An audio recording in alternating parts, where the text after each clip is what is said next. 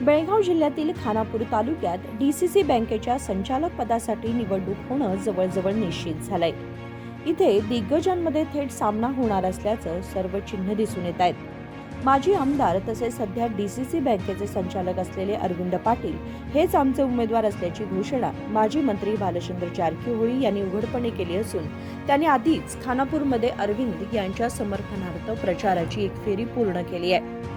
विधान परिषदेचे सदस्य व मंत्री लक्ष्मी हेब्बाळकर यांचे बंधू चन्नाराज हट्टीहोळी हेच अरविंद पाटील यांचे मुख्य प्रतिस्पर्धी ठरणार याबाबत कोणताही संशय नाही. कारण चन्नाराज हट्टीहोळी यांनी खानापूरमध्ये सर्व प्रकारचे आंतरिक कामकाज हाती घेतले आहे. कृषी पतसंस्थांच्या पदाधिकाऱ्यांना आपल्या बाजूला खेचण्याचे प्रयत्न सुरू आहेत. माजी आमदार अंजली निंबाळकर यांनी गेल्या निवडणुकीत अरविंद पाटील यांना कडवी टक्कर दिली होती. त्यावेळी अरविंद पाटील केवळ एका मताच्या फरकाने विजयी ठरले होते, हे इथे आठवणीत ठेवता येईल. मात्र यावेळी अंजली निंबाळकर अजून रणांगणात उतरलेल्या नाहीत.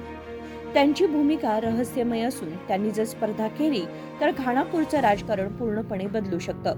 त्यांच्या हालचालींवर खानापूरमध्ये प्रचंड कुतूहल निर्माण झालंय.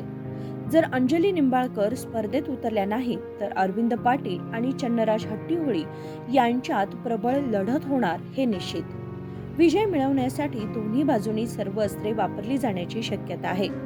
चन्नाराज हट्टीहोळी यांना लक्ष्मी हेब्बाळकर यांचा आशीर्वाद असल्यानं त्यांचे यश विजयलक्ष्मी सारखं ठरू शकतं असं समीकरण अनेकांचं आहे. अरविंद पाटील यांच्या समर्थनात भालचंद्र जारकीहोळी यांची टीम प्रचार करतेय. ते लक्ष्मण सवदी यांचे शिष्य असून सवदी यांनी जर आपल्या शिष्याच्या बाजूने विशेष रस घेऊन काम केलं तर अरविंद पाटील यांच्या विजयाला ते पूरक ठरणार आहे. Bureau report KMM Marathi, Belgaum.